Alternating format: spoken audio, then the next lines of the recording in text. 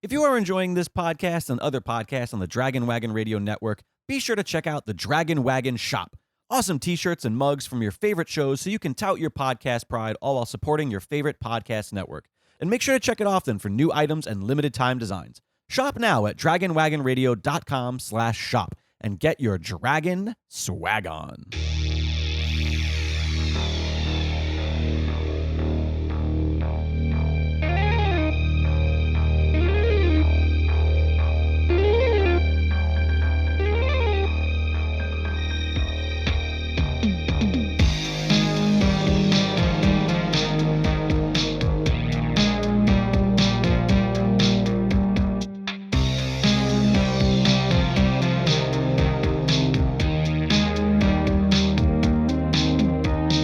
Welcome back to The Hell With This. The Hell With This. That's the name of the podcast. If anybody forgot, and this showed up on your iTunes feed or whatever, your podcast feed, and you go, what the hell? Who are these people? Yeah, did I subscribe to this garbage? What is this? We have been gone for a while. 16 months. Did I think. You count? Is that math? Math is good. I think I looked today. We had 5 episodes in 2020, which actually surprised me. I thought we had only done 1, to be honest, because it's a goddamn long. We the last one we did was in like February, and we had done a few back to back, I think. Yeah. Yeah. We did Paris, Texas, with Steve. I don't even remember the last one. The last one was 30 Pretty Things. 30 Pretty Things, yeah, with Chibato Ejiofor. How you been?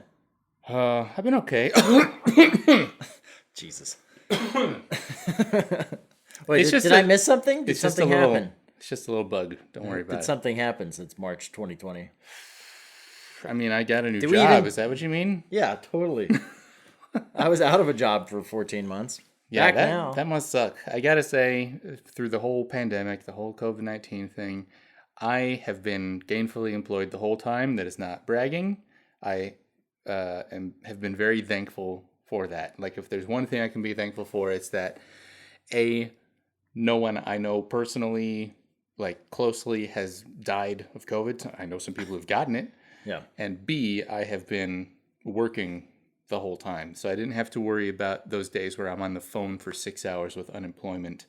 So you weren't even off for like a week? I thought you just had like some time off. Just now. If we're considering this the end of the pandemic, I'm not gonna count that few weeks time off as a problem, because I'm going right to another job. Like, it's not a problem if you're ending a job and you know what you're going to next, like in 3 or 4 weeks time. Yeah. But if you don't have something lined up, that's a big issue. It's kind of, yeah, you're right. And I didn't have anything lined up because I knew other stuff was on the horizon. And then the horizon disappeared. And I was like, okay. But I also, I mean, I hadn't had time off, like, really for years. Mm-hmm. Like, did you make the most of it? Which it's funny to even complain about, because it's not like our industry is so weird, because it's like every job we're constantly searching for new jobs. We're fired every 6 months. Yeah, or I mean, so again, the job I was already on when the lockdown began, that ended up going for a whole year. Yeah. It was supposed to be like a 4 or 5 month thing, but because of the shutdown, production stopped. They had not filmed the last 4 episodes, so we had to keep working on what we had filmed. How many episodes had they shot? I guess they'd only shot 6.5 out of 10. Can you say what show this is? Yeah, it was Your Honor. It's been aired. It's done already. Yeah. We're hoping for a season 2, but it was sort of sold as a limited series, so probably not going to happen. But yeah, everything locked down, production shut down. We only had half the season in the can, and you can imagine they were going over every option in the books. Like, they were thinking, okay, do we only release the first half? We pick this up later and let everybody go?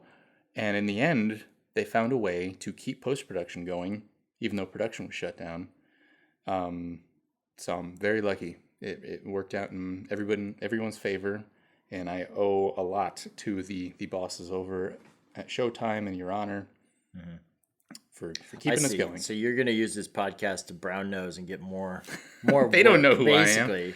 They don't know who I They am. subscribe to this podcast. I heard it from them directly. They said, "Hey, you Mark, have friends in higher places than me. Then. we know we're the only two people who listen to this podcast." Well, yeah, because after I was supposed to go on a job after Mr. Robot, but it overlapped too much that I just couldn't. Yeah, it's tough. I couldn't overlap that much, so they had to go with somebody else. That's what I tell myself anyway. I had a couple of jobs that only overlapped 2, maybe 3 weeks. Yeah, It was tough. It really is, because one was tailing out, and it's not very busy. But when they need something, like something's missing from the wrap materials, they need it fucking now. Right. So it's tough when I'm in dailies on the new show to jump over and do whatever the last show needs right away. That's especially because dailies come in at random times of the day. Now, do you have to? I remember back at old Fincher's, we would get dailies like overnight, and some of the editors would have to actually be overnight, like on a night shift, to ingest and right have away. It ready for the next day for the editors who were showing up that morning to like have the dailies from yesterday, because they were literally being FedExed across the country. Wow, it wasn't even an upload thing. Not in those days. No, that was. I mean, this is back in House of Cards and Gone Girl. Like, yeah, I don't know. I would have thought Fincher's place would have been all over that digital workflow and not having hard drives, but like fully just beaming 100 gigs across the country. But I don't know. I guess maybe because that to me really hasn't started until recently, like in the past few years. Because dailies just usually were shipped. We actually we had a FedEx truck that was robbed. What? We lost an entire day's worth of dailies for House of Cards, I think season 2. Jesus. Somebody like robbed the FedEx truck and actually took the dailies. They hadn't wiped the cards yet, had they?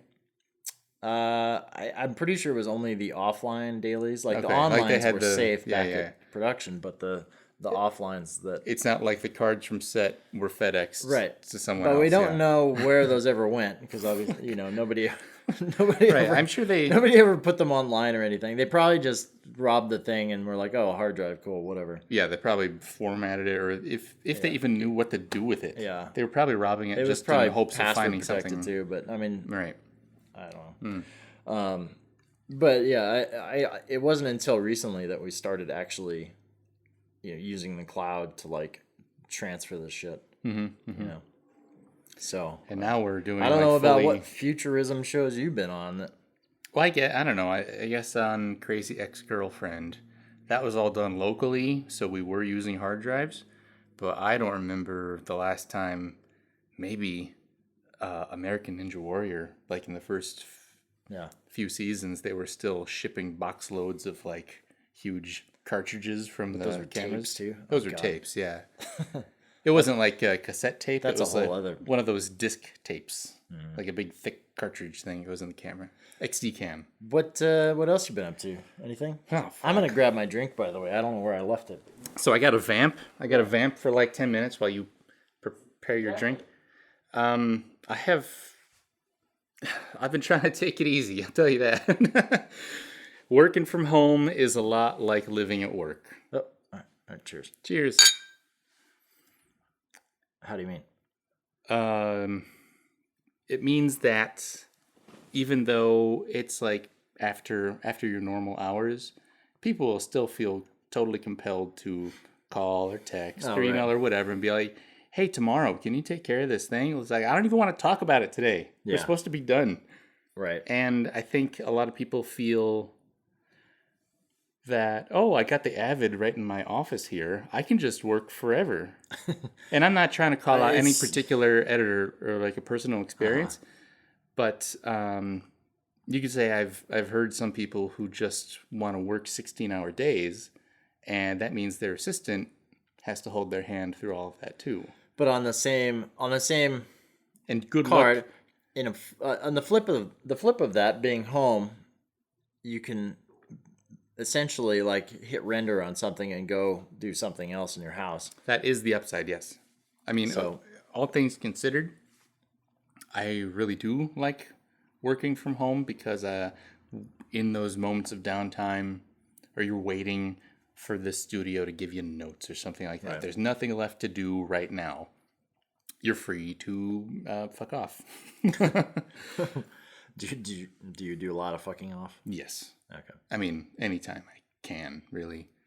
I mean, it was tough here. I'm kind of glad I didn't have a job at the time because, Orla's job is a lot of Zoom calls, essentially, and being in meetings with a lot of people. But she's leading the meetings half the time, so it's very loud in the apartment. Right. I can't make any noise. And it's not right. I know what that's so like. it's like, oh God. So I had to go essentially lock myself in my room, and I did the Unreal Engine fellowship, which was nice, through the Visual Effects Society. Okay. So I did do something. I've seen some of your work. It was impressive. I was on classes and stuff, like learning all that. So that was a good couple months, and then I finally finished editing the Road to Perth, the Australia movie. Mm-hmm. So I'm sitting on it right now. I've been sitting on it for a few months, like waiting for a festival to say, yes, we'll show your movie. You should probably take it out of the couch cushion. I've sat on it long enough now that I'm like forgetting about it. I'm like, oh yeah, that movie still is. I still have to release that someday. Spent so much time just to not do anything with it. It's amazing, like how you can, the whole like film festival like circuit. Man, we could go on a whole podcast about that alone. It's just so weird because there's so much politics involved. It's like usually producers know people at the festivals from past films or something, so they call up and they're like, "We've got a movie. This is what it is." And sometimes they'll hear well in advance, like, "Oh yeah, we can do that." Advance buzz about it, yeah. So like they can plan around it, but most filmmakers can't. Like they'll send their movies in and go through the review process, and they're like, into a faceless void that you have no peek inside of. Yeah, and they tell you, oh yeah, you've got in, and you have a month to turn it around, and it has to be a world premiere or something like that. It's like, yeah, but you've submitted to 15 festivals, and a lot of these festivals say in their like submission guidelines, like, once you've submitted it to us, you can't take the movie back, but it has to be a premiere.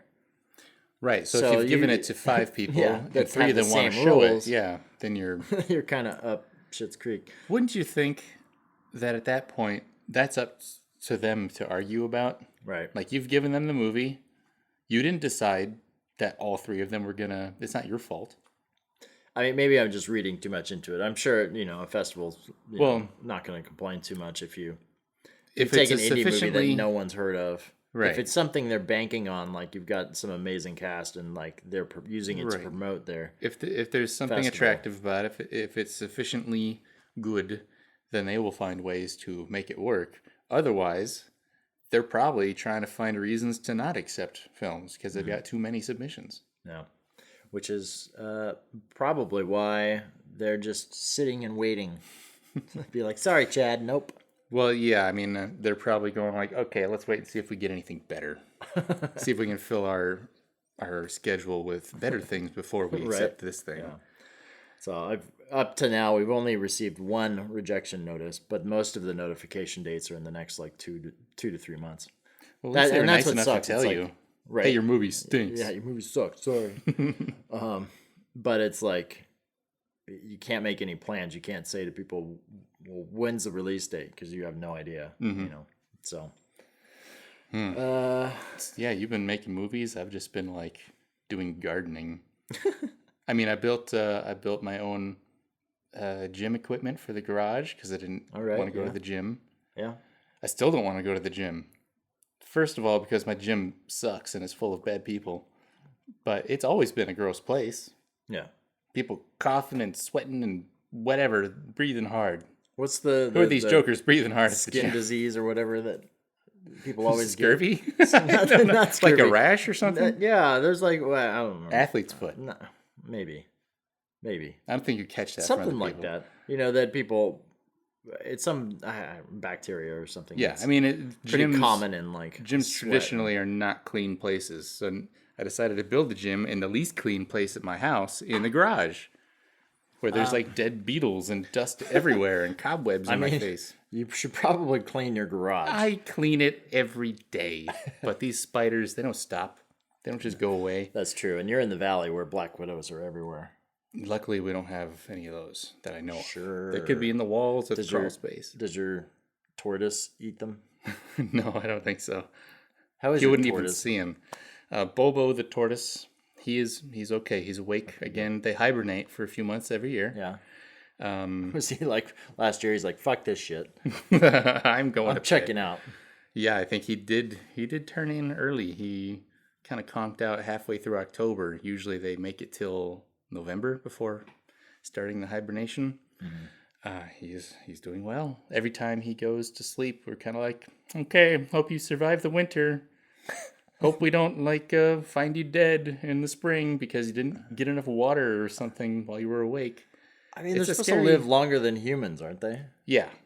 Yes. So I mean, I hope he's he probably lives to saying be that 80. about you. He's Yeah, probably like, he's going "Man, like, I hope hope Mark and Ashley don't die." Because where am I going to get fucking food? Who's going to unlock this box I'm stored in for 4 months? Dude, he would just eat the entire backyard. You've got so much back there. He's the only tortoise. Like, he's the only, outside of birds, who's going to fuck with this shit? Raccoons. That's why he has a house that we put him in. Oh, so the raccoons don't come and eat him? Yeah. Yeah. And so, rats don't live inside the house. That's why it has a door. Yeah. We can isolate him from the elements that way. Yeah, I mean, the California desert tortoise is a native creature. So you'd think they're used to this. This is how they're, how they've evolved to survive Southern California temperatures and low moisture. But that's like when they have free reign of the whole desert. They can keep walking and finding a good place for them. When he's limited to the backyard, we have a lot of ficus trees. Ficus leaves are poisonous. What'd you call me? Wait, okay, going back to the raccoon thing. Yeah, okay. They're aggressive. Yes, they are. And they give zero fucks. Mm-hmm. We actually had one on our porch Just like chilling out, sipping about a a year martini. ago, and Orla went outside and was on the porch, and I just heard this yelp from Orla because she looked and it was standing in the trees, Yeah, glowing eyes. staring at her. She was like, "Ah!"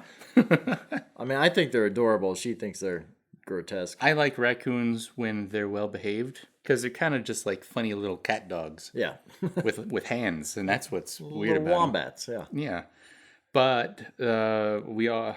I don't want to say often. but would they like every pick week? up the tortoise and like suck could- it out of its, No, and, like use it like? but they could flip him over if they were interested. They could just be like plop, throw him on his back. They don't. and just sit there and be like, "Ha." Yeah, tortoise I don't can't think raccoons would probably not be interested in eating the tortoise, but they could still fuck him up. Even if I'm surprised. even if the tortoise just shrinks into its shell, Yeah, they could perceive it as some Can't they kind of just- threat, like a living rock. but they can get into its like house. Yeah, I mean, raccoons are not exactly. I mean, some are big. well, but it's got most could fit in the there. door we have. It has a latch, so you have to unlatch it and then pull the door out of place. So you actually lock the tortoise in every night. Yes, Yeah. and then we have to open it up in the morning to let him out. So if if we die, if there's a home invasion, we're dead. The tortoise can't get out of his house. It's weird to me that the tortoise goes back, like knows to go back into this little house. It's like, okay, I'm Most gonna of go the in here. time, yeah, he puts himself away. Sometimes we have to dig him out from under the rose bush and put him back in ourselves. But Yeah. lately, he's been doing a good job. And He just crawls back in. Seems like totally down to be locked in, huh? Yeah, I mean, in the wild, they dig their own burrow, He's basically and got that's where they kind of sleep every night. Stockholm syndrome. It's like, has to go back and get locked away for the night. Interesting. All right. Well, wait. So it's Are your we here turn to talk about movies? Yeah. Apparently not. You brought a movie that I've never heard of. It's called Road Games. Is it the sequel to Roadhouse? No, it came before Roadhouse, so maybe Roadhouse is the sequel. I'm pretty sure they're This unrelated. is before Roadhouse? Roadhouse? Yeah, because wasn't that 87? Yeah. This is earlier. This is before that? Oh, They made Jesus. movies before 1987, Chad. Get the fuck out. How dare you? Yes, this is like you saw the poster just now up on the screen. It has sort of a horror movie vibe going into it. Mm-hmm. It's more of a thriller, sort of Hitchcockian. But yeah, I was surprised at how funny it was. And I don't know, I think we should just get into it. There's no... Well, I guess the only thing I'd say it's thematic in that it's mostly about a guy who is alone talking to himself like I have been for the last year and a half. Okay. So we're going to keep it going. We're keeping the pandemic going. This is about a guy who's all by himself, and he's perhaps losing his mind, and he's got to convince himself that he's the sane one. Is he vaccinated? Not for COVID. All right. All right, let's do this. Let's do it. Road games. What the hell? The truck driver plays games.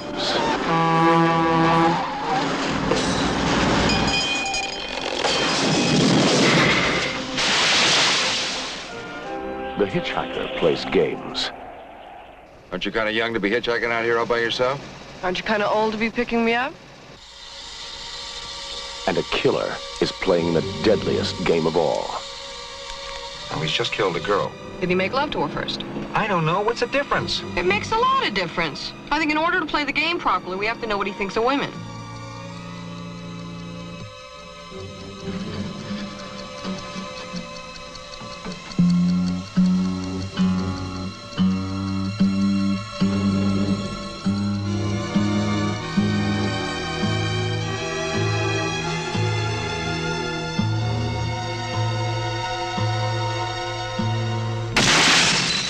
Stacy Keach is Quid. No, it's Q-U-I-D. D is in death to young girls, you cretin. Jamie Lee Curtis is Hitch. Attic in Canberra. Now you're looking for a little adventure. I could go to Disneyland for a little adventure. What I'm looking for is a little excitement. Road games. Across 1,600 miles of desert highway, they're playing games of violence and sudden death.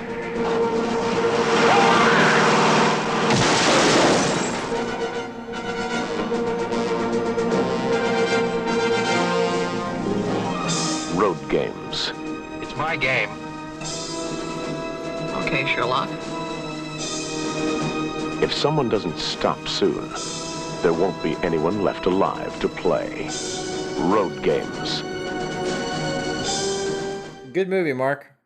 I'm glad you enjoyed it. The great Stacy Keach. Yeah, And the okay Jamie Lee Curtis. I know I asked you this in the middle of the movie, if he's still alive. I believe Stacy he is Keach. still alive. Because he looks, I mean, I don't know, all these movies, because you said this was 81? I believe so, yes. So this movie is just a little bit younger than I am. Right. And about as old as you are. Right. 1 year older than me. I think this was part of the, what they called the Ozploitation era, where they would go and make movies on the cheap in Australia. Is that a thing that I didn't realize that was a thing? I mean, I know there was like Mad Max was part of the Ozploitation trend, but that was only that 70s or 80s? I think it was 1980. Okay. Yeah, I mean maybe that means they made it in 79. But that anyway, was- there was like this run of movies that were. But they were Just- Australians who made it. It's not like Yes. It's not like we were exploiting Right. Australia. But they were exploiting their Australianness because it was just a popular thing to do. They were Australians who were making these movies, but they were trying to sell them in America. They were exploiting their own Australianness and kind of using that as sort of a new setting for all of these things. Right. Well, I will say, I mean, because I had no idea going in, I just assumed it was. Obviously, it was a road movie because it's in the It's in title. the title, Road Games, right? And I guess I expected it to be more. more of a car chase movie? Based on the poster, though, the poster makes it look like something newer. You know, maybe that's obviously. It looks like it's clearly something that was made recently, the poster itself. No, I think that's the original poster. Really? I think that's another thing. They were trying to lean into like the slasher movie popularity. Yeah. Well, And what we Jamie got. Lee Kennedy is Jamie. Kennedy. Jamie Lee Curtis, daughter of Tony Curtis. We should just restart this entire podcast. Hi, No, I'm we're too Chad. far. We're I'm too Chad far Peter. in. We're too far in. I'm We're Chad not starting Peter. over now. I'm Chad Peter. I don't think I ever said my name. Why? We need to redo the intro too. I don't want to keep coming back to my movie that I shot, Road Please. to Perth. Let me just drop Please. that. Yeah, I mean, they're- Road to Perth. But I wasn't aware of any movies that were road trips that went from Melbourne to Perth, and yet you found one. That's exactly what this That's movie exactly is about. what this is, and went along the same path that we did on the movie that we did. Through the same desert, past the same cliffs. So I was interested for that reason because I just wanted to see. There's hardly any similarities, at least definitely not in story, but hardly even in the trip itself outside of the cliff. Right. that Well, they go what is to. that? A 2,500-mile trip? Kilometers maybe, not Oh, not miles. miles. You mean Australia isn't larger than Africa? No, it's not. But I mean, just the story. It's interesting that you said before this. You said Hitchcock. I don't know if you said it to me on the side. I but think that or- was sort of how I introduced the movie. It was sort of Hitchcockian. It's got a very Rear Window kind of feel to it. Yeah, for sure. And there's even an insert shot where Jamie is going through magazines in the truck's cabin, and there's like an interview with Hitchcock or a book about Hitchcock. So they're like directly calling it out. And then right underneath that was Grunt magazine. Right. I heard you laugh, and I was like, "Did I miss something?" I didn't. No, I it's just saw the title. It's just the Is it sequence like of supposed books. to be like porn or something? I Like assume, Grunt yeah. magazine. That's kind of. Because it's like, oh, New Yorker. Oh, here's a book about Alfred Hitchcock, and then Grunt magazine on the bottom. But just the whole. It's funny because like Rear Window, it's all about somebody sitting removed from who they're spying on, so to speak. Yeah, well, he's sort of stuck observing the world. He makes these little games. He gives the other cars' drivers identities, and those are his road games. That's how he keeps himself entertained. He plays the harmonica. It's just like Jimmy Stewart in his apartment, Exactly. giving roles to all his neighbors. Yeah, he imagines the little stories that are happening outside of his own little apartment. So yeah, it's basically a Rear Window in a truck in Australia. With a little bit of Duel. Yeah, you had Spielberg's Duel. Interesting observation. It's like the reverse of Duel, where the semi truck is the good guy. He's the driver, yeah. And he's being sort of teased and not being followed by the van driver throughout the whole movie, but sort of he's leaving breadcrumbs. He keeps running into this guy because there's only one fucking road they can both be on for the entire trip. Well, I can't imagine too many. You said people know about this movie really well. I mean, Yeah, I've never I don't heard know. of it, I don't know if it's super popular, but I've mentioned it to several people I work with, and not even all of them are movie nerds and have an encyclopedic knowledge of movies like this. But they're like, "Oh yeah, Road Games. I love that movie. Maybe it used to play on HBO back in the day. I have no idea. Yeah. But maybe in the 80s when we were a glint in our parents' eyes, maybe it was just a bigger deal than anybody really remembers it for." Well, the 80s to me, I don't know what it was. In pop culture, there was a very Australia-heavy influence. I wouldn't call it Ozploitation, but, a bit later you had Crocodile Dundee, and other bands, In Excess, all these other bands like coming out of Australia. Right.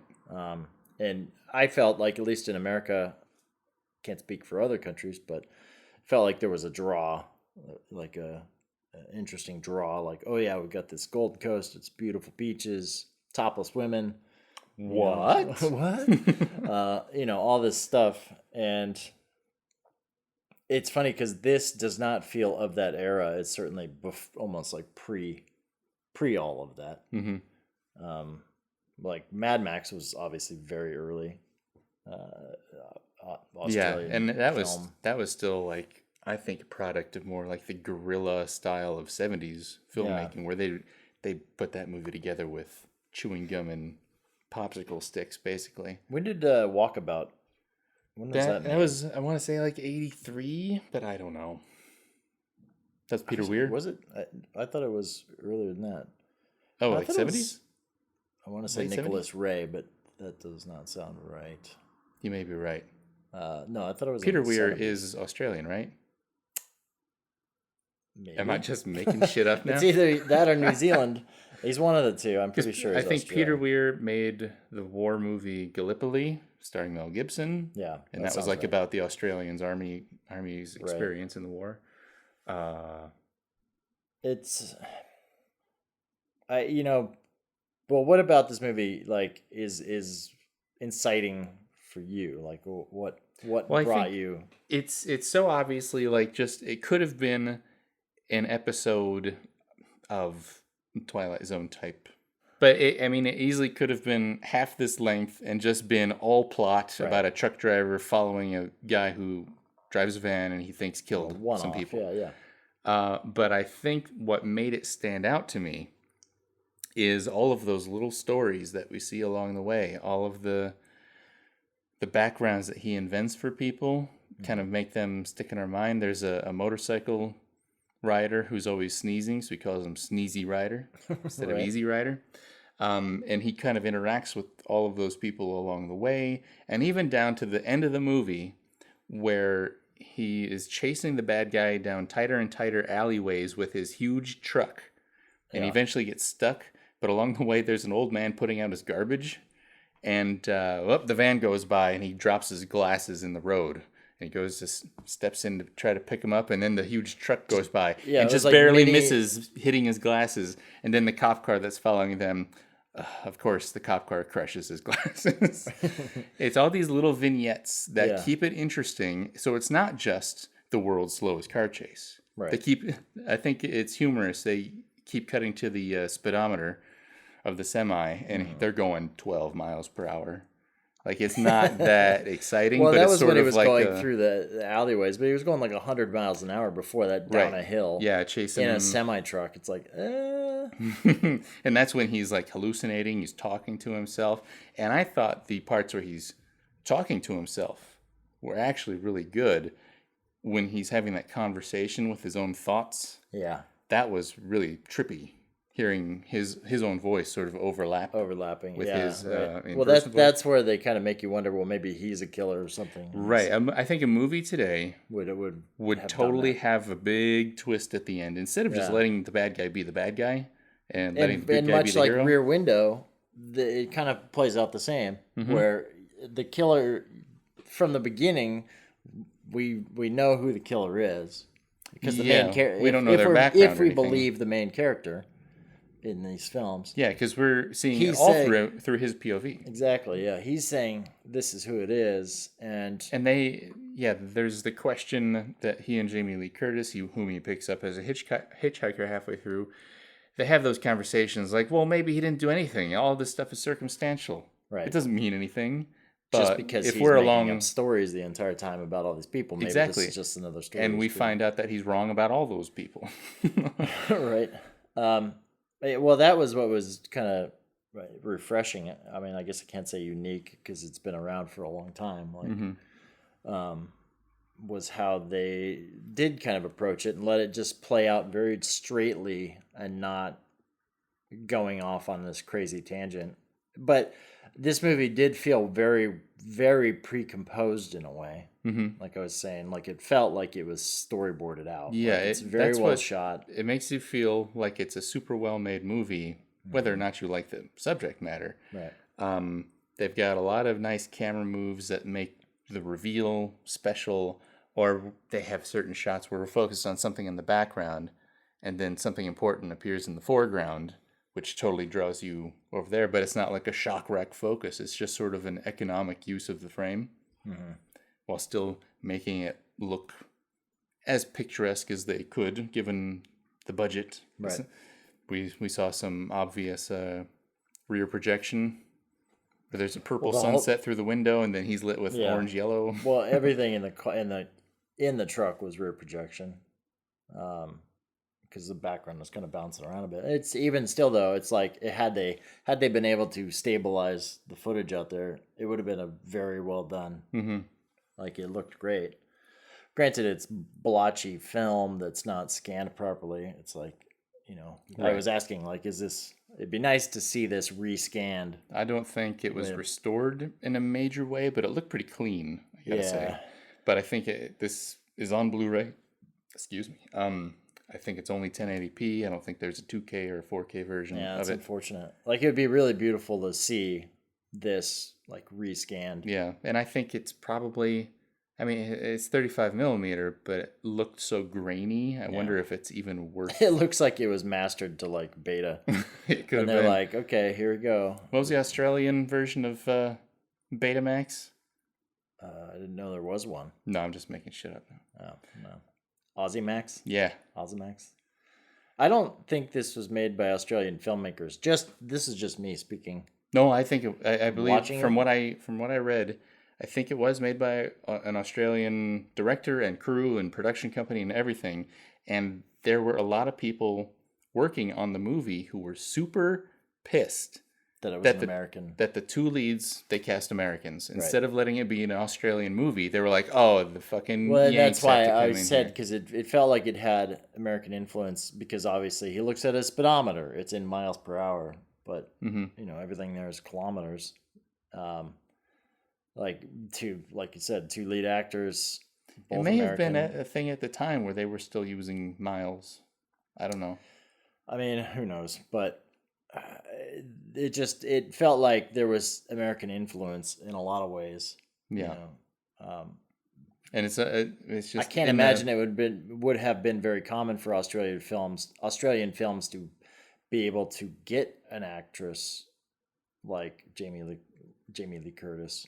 2 years or 3 years after Halloween. Or him. I mean, obviously he's been in a lot of stuff recently-ish. Yeah, he was in Nebraska, like I said. He was in more stuff in the 80s and 90s. I think he was... Oh, I can't remember the name of the movie now. What I'm saying is it'd be weird for an Australian film to cast those rather large American actors. I mean, I don't know that Jamie Lee Curtis, obviously, with Halloween, which came out before this, she would have been a star from that to some extent. Yeah. At least a slasher star, which I'm sure was a stereotype at the time that they couldn't escape. Well, she made all kinds. She was in like Prom Night and all these other horror movies that just weren't the same level of success as Halloween. So I think this sort of fit in her wheelhouse at the time. Yeah. And she probably did it because it wasn't a slasher movie, and lo and behold, they made the poster look like a slasher movie. I guess I'm discounting the fact that she's also, the daughter of superstars. Yes. Which I'm sure, obviously she was already a star before she was a star. Not to take anything away from her, because she's a fantastic actress too. Mm-hmm. But I really like Stacy Keach's mostly solo performance. Yeah. The first act of the movie. That's a really hard thing to sell. I mean, you're basically... He's talking to his dog / dingo. Yeah. It is a little theatrical in that sense. Mm-hmm. It does feel a little bit like a stage play. Yeah. Like I love all his little rituals. And I love right off the bat, I can't remember the dialogue out of the movie now, but they give him this very flowery dialogue. So right away, you know that he's not just basically a moron who drives a truck. And he keeps telling people, I may drive a truck, but that does not make me a truck driver. Right. He does not fit the stereotype. People think he's reading literature the whole time. Mm-hmm. I mean, he's got a poetry. harmonica. He's playing the harmonica that he plays horribly, which is one of the funnier parts. Yeah. He's listening to the radio. He decides, I'll put it in this cassette and play the harmonica along with the song. And it's just the worst fucking rendition of play classical. like Mozart or something, Yeah. and he's just blasting his harmonica while driving his semi. Yeah. No, I think I would like to see this again in a different, maybe a theater setting, to be honest. Mm-hmm. It'd be interesting. How'd you feel about the music? Well, they leaned into that harmonica a lot. Which You say that as if you did not enjoy it. I didn't really care for that part. I think more the music that was more of what you would expect from a mystery thriller movie was functional. It was fine. It did what it needed to. It didn't really stand out to me But anytime the score kicked in with the harmonica near the end of the movie, I was like, okay, we get it. I was a little worried at the beginning that this was going to be like A Boy and His Dog, or another movie that was like somebody literally just walking around with his dog. Yeah. What was that? Another cast member from Knives Out.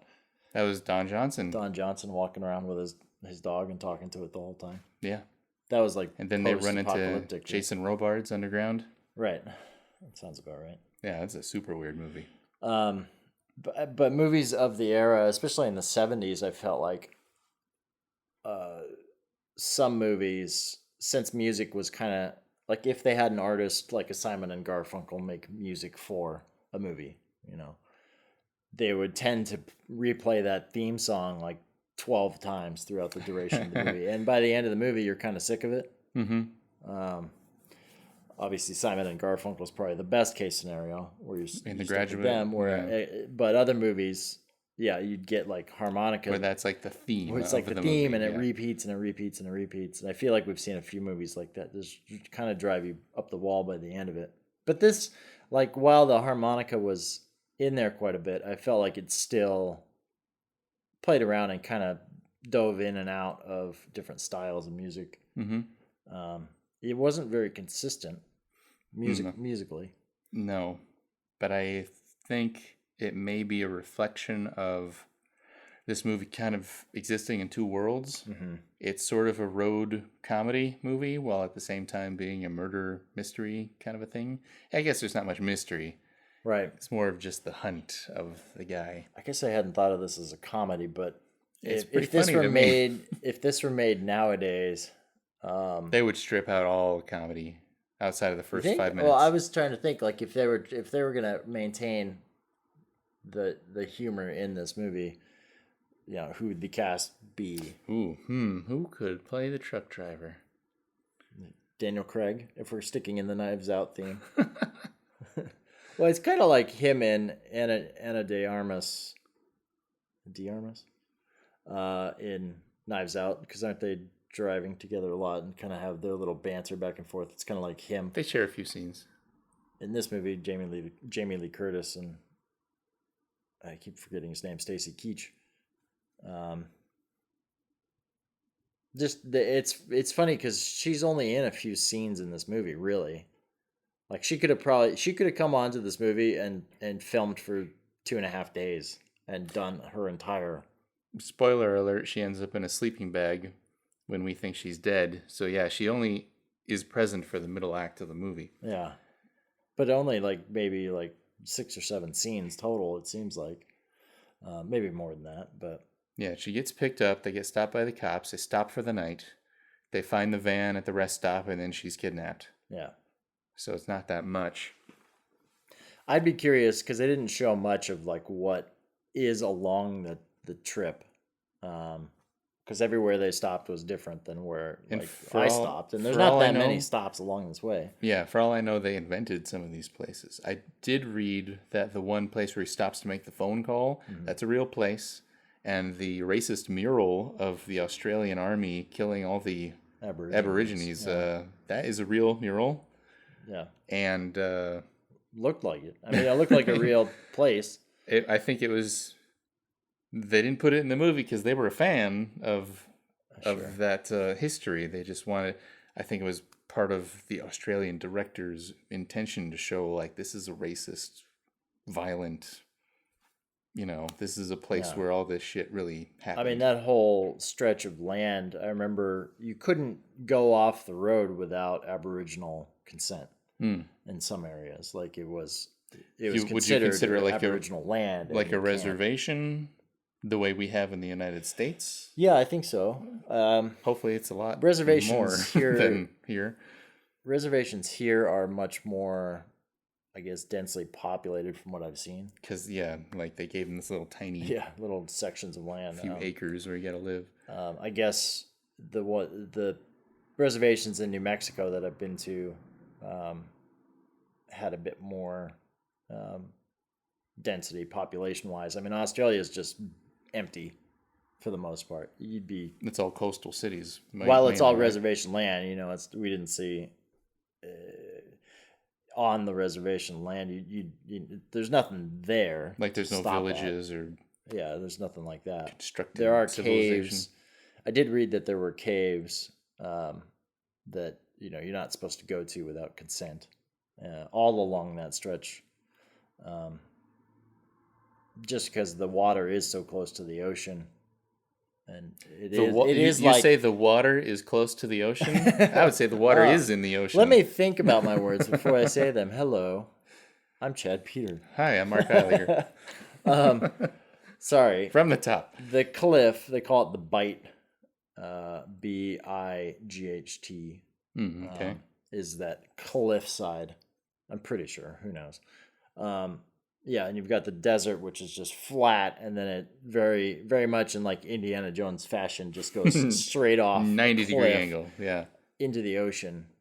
And so the ground is just pockmarked with all these just pockets of air, caves.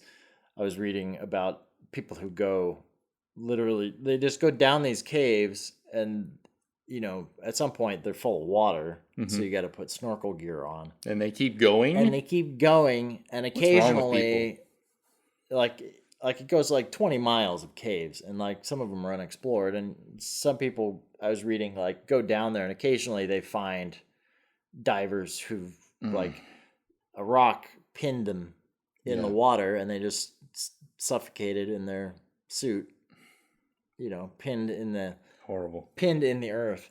That sounds like one of the worst ways to go, to be honest. For sure. Like at least if you burn to death, that's only going to take a couple minutes. But to be pinned by a rock halfway underwater. What is the opposite of claustrophobia? Like where you're actually you enjoy confined spaces, because you'd have to be crazy. Yeah, well, I think cavers and place spelunkers like and stuff, that's definitely what they suffer from. Yeah. I've seen the movie The Descent. Yes. Which we should do at some point with someone who is claustrophobic. Do you know any claustrophobic friends? Yeah. Tell us if you know anyone with claustrophobia who would like to be on the show with us. Well, Mark, do you have any other parting thoughts on this movie? Well, I think I do. I think the overriding quality of this movie that I like a lot is its attention to detail. I'm not saying that it was written with a perfect plot or anything like that, but it's not only the details of the other people he sees on the road. Like he spots a car alarm sticker on one guy's car. Half an hour later in the movie, that guy, whose car is full of sports balls of various types, he comes racing into a gas station. The car alarm is blaring. He can't shut it off. And it's just like that little thing. It's sort of a payoff to a joke, almost. Yeah. There was no joke ever made, but it's just sort of like, it feels like it makes a common thread throughout. This is like a real world that we are going through with all of these people on this road. But it's also the thriller elements, like at the very beginning, we're with Quid, the truck driver, as he's about to check into a hotel for the night. He gets the call for this butcher's strike, and the killer gets the last room in the hotel. And we see the moment when the guy is at the front desk and he's trying to think up a fake name, and Quid can tell, so he goes like, "Oh, just use Smith, whatever, who cares these days?" He ends up using his name. He ends up using his name because we see the moment when he turns and looks out the window, and the guy's truck says his name right on the side. He looks back at him, and that's what set off this whole adventure. Right. The guy just happened to use his name. It's when Jamie Lee Curtis writes "Tomorrow's Bacon" on the back of the truck, and that sort of paid off at the very end when we see body parts in the truck and the doors slam shut, and it leaves you with this "tomorrow's bacon." You don't know what you're eating. But I mean, it's so smart in that way because, like you said, the guy with the sports balls in his car with his car alarm, that's ridiculous. Mm-hmm. There's a number of like mysteries around that too. Like, why does this guy have all these balls in his car? Right. It makes why you does go, it, why what? is it have an alarm? Does he have bodies hidden inside? That's what I originally thought when I saw he had an alarm system in a car that's packed to the gills with sports balls. That guy's got Does balls. he have a body like hidden in there, like buried in these balls? He just loves sports balls. But then, but smartly interwoven that it pays off at a time where his alarm's blaring at one of the most pivotal scenes in the movie. When he thinks he's got the killer trapped in the rest stop bathroom. And he can't hear because the fucking alarm's going off. Right. So it's disorienting in that way, and all those little things tie together. And even the fact that the reason for his trip, he's carrying pigs, pork meat, across the country to help get through a butcher's strike, which is happening on the other side of the country. And I think that's paid off in a couple things. He picks up the one woman, and she reveals that her family's on the run from all these people who blame her husband for the strike because of whatever political reasons. And then at the end, when he makes it to Perth, there's a newspaper in a box, and it says, "Butchers strike again." And that makes you think like, oh, butchers, like serial killers, strike again. It's just like a pun. Right. So, and there's a sequence when the guy with the boat keeps on blocking the road. The first time they pass the guy with this boat, it shatters his windshield. Like, must have been kicking up rocks so hard that it broke his windshield. Well, the guy with the boat, next time they cross paths, he doesn't want that to happen, so he's blocking the semi, weaving back and forth all over to keep him from passing. And all of the little steps that are put into place, like the anchor falling off the boat and the rope unraveling, and it inches closer to the tires, and it's like classic tension filmmaking. Right. Like, that is Hitchcockian, even though it was just all for a gag where he crashes into a boat.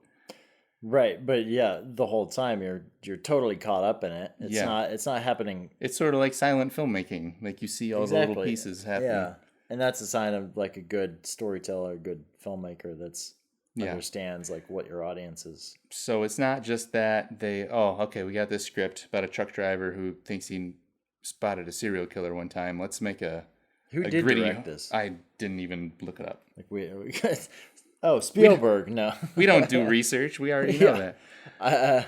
I feel like that's an important factor here because clearly someone knew what they were doing. For sure. And it was elevated. It was elevated edited to a new level. The editing was fantastic. Yeah. Which, considering very the time, fast editing too. Mm-hmm. There were quick, like, when not like 12 frame edits, but like he's sneaking up on the darkened van on the side of the road, and the dingo keeps on trying to pull him the other way, and he whips around. That was like a really quick cut, and you expect the killer to be right there. Nope. Empty road. Yeah. And the editing when he walks through the trailer after the doors were opened, and it's all very slow, but you're putting it together right before he is. Like, oh no, there's a couple pieces of meat in here that aren't cold like the rest. Mm-hmm. They're sweating. Ugh. Fuck. Yeah, and they look like upside down human bodies. Yeah. I think I saw a nipple on there. Yeah. But it's a good sequence. Yeah. Yeah, I highly recommend the movie. I hope you pass it on. Yeah, well, I hope people can find it, first of all. I wonder... I think it's on like Google Play and Amazon to rent and all that stuff. And it's on Blu-ray now, too. Yeah, if this movie did not have Jamie Lee Curtis, it probably wouldn't be anywhere. Probably not. To be honest, like, there's so many movies of that era that, they're probably making more then than they were now. And yet... I don't know about that. Look at all the shitty movies Bruce Willis is in. Yeah, well... Those movies wouldn't exist without Bruce Willis, but that doesn't mean they're any good at all. I don't think he's even trying anymore. Oh, God. Well, I think I texted you. Maybe I texted you. We tried to watch Disturbing the Peace. I never heard of that. Guy Pearce. Disturbing the Peace. I don't like saying movies are horrible. It was horrible. But it was in a the lot same of movies vein. are horrible. Most movies are hardly even okay. It was just But it's like it's the same thing, and there's one producer who does all those like Bruce Willis movies. I don't know his name. Yeah, but I talked with an editor on one of them, and he was like, "Yeah, they're easy to make, so yeah, it's not like I hate them." It's a factory. They show up for like 3 days. Right, they shoot all their scenes back to back, and they take their time making the rest of the movie with the lower paid actors, and eventually have a movie that looks like it was shot on video. Right. And on that note. It's good to be sat back on a couch with you, Mark. Well, thank you. It's good to be back. Fully vaccinated. Oh, I haven't been vaccinated. God damn you.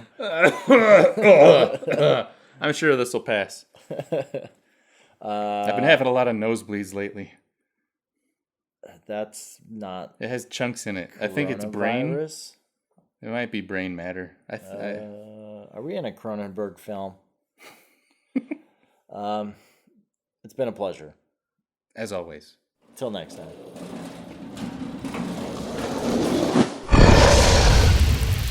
It's Dragon Wagon.